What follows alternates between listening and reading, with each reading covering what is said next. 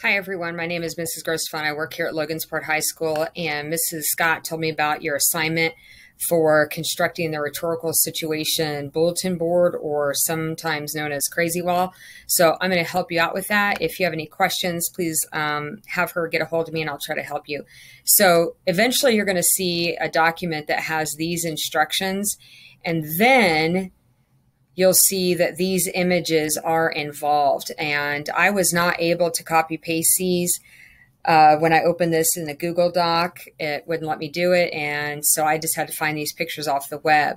But what I was going to show you was you can go to Google Slides and basically make yourself a bulletin board for the assignment.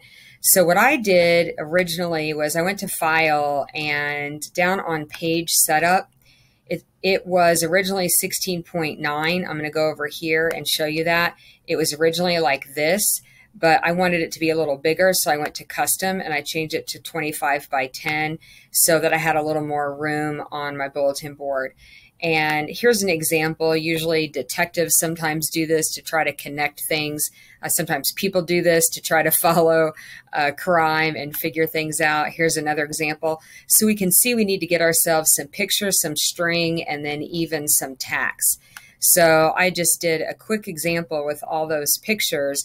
You'll notice I had to make the string, and I did add some push pins. So I'm going to show you how I did that. I'm going to go to Slide, New Slide, and generally they have text boxes. If yours have text boxes, you can click on them and remove them, or you can just go to Apply Layout and go down here to Blank. To get the corkboard, go back to Slide, go down to Change Background. And I've already searched this up a few times, so it's probably going to already be there when we go. You'll notice I've typed corkboard here, and I went to Google Image Search, and I have all of these to choose from. I'm just going to pick the first one and insert that. And you can usually get a preview of that before you even say done to see if you like it.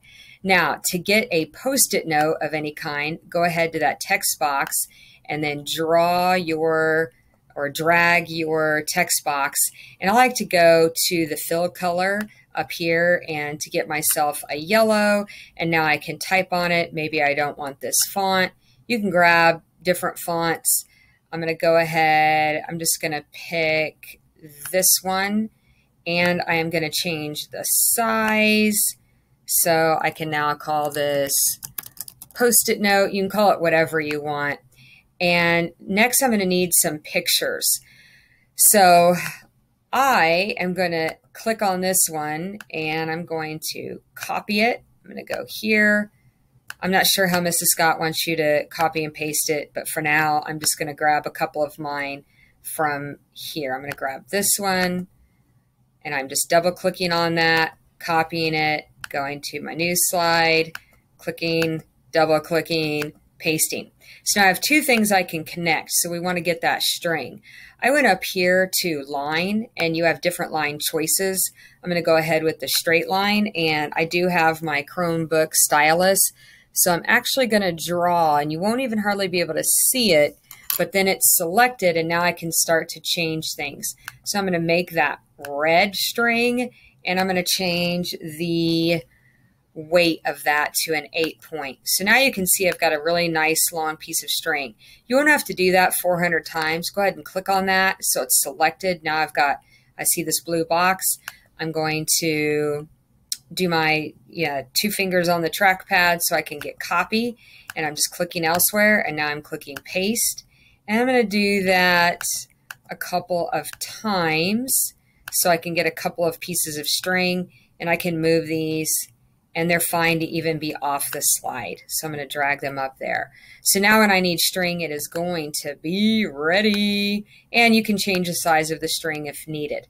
So if now I want to drag in, let's say, this image and have a different size string, that is perfectly fine to do. Let me paste this, see where it lands.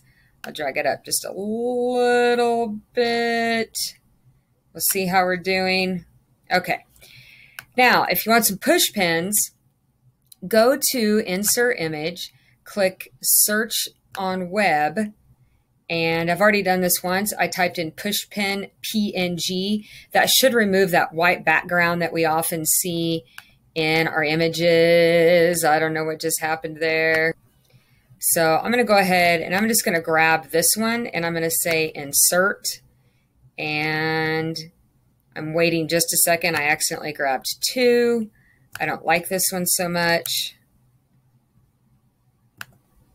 Okay, I finally got that worked out to show up right. So I'm going to resize this to more of a size that I think makes sense.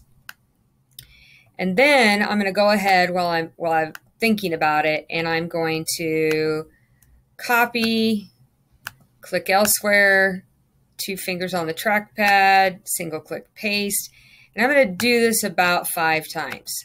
So I'm going to get 5 or so push pins.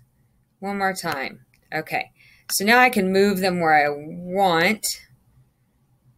And again, you can pick a different push pin. You might like something better. I'll put one right on Truman Capote there, and we'll put one on our Post-it note. maybe it lost its stickiness, and then I've got one to spare. So this should help you start to create your bulletin board. Let me know if you have any questions.